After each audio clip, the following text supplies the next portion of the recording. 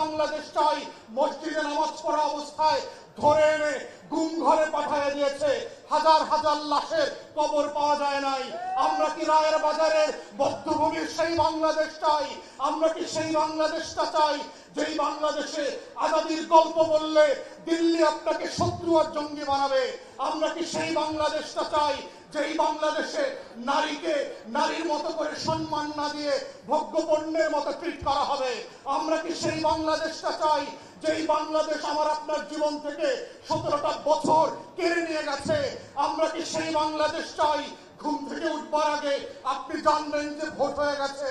আমরা কি সেই বাংলাদেশ চাই যেই বাংলাদেশের আমলারা প্রত্যেক দিন এবং প্রত্যেক রাতে আমাদেরকে তাল গাছ দেখায়? আমরা কি সেই বাংলাদেশ চাই যেই বাংলাদেশের সশস্ত্র বাহিনী 17টা ঘোড়া নিয়ে দিল্লির কাছে বাংলাদেশ বিক্রি করে দিয়ে আসছে? আমরা কি সেই বাংলাদেশ চেয়েছিলাম যেই বাংলাদেশে আমি আপনি অপর হিসাবে বাস করব?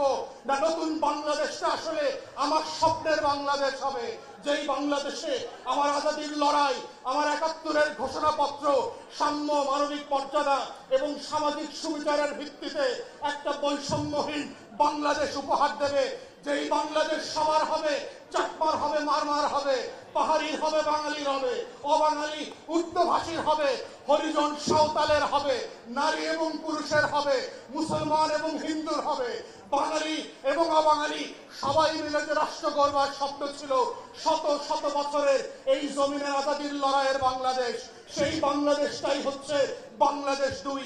সেই বাংলাদেশটাই হচ্ছে জুলাই আগস্টের গণঅভ্যুত্থানের বাংলাদেশ। ওই বাংলাদেশটাকে আমরা ফেরত চাই, যেই বাংলাদেশে সেবা এবং সমস্যা সমাধানের রাজনীতির মধ্য দিয়ে আমরা একটা নতুন বাংলাদেশ করব। বারে বারে যেন আমাকে রাস্তায় এসে লড়াই করে রক্ত দিতে না হয়। আমরা যেন সেই বাংলাদেশটা চাই, এটাই যেন শেষ গণ অভ্যুত্থান হয়। যদি রাজনৈতিক দলগুলো এই বাস্তবতা না শুনে, এই বাস্তবতা মেনে না নিয়ে তার খাসলত পরিবর্তন না করে, তাহলে মনে রাখবেন জুলাই ঘোষণা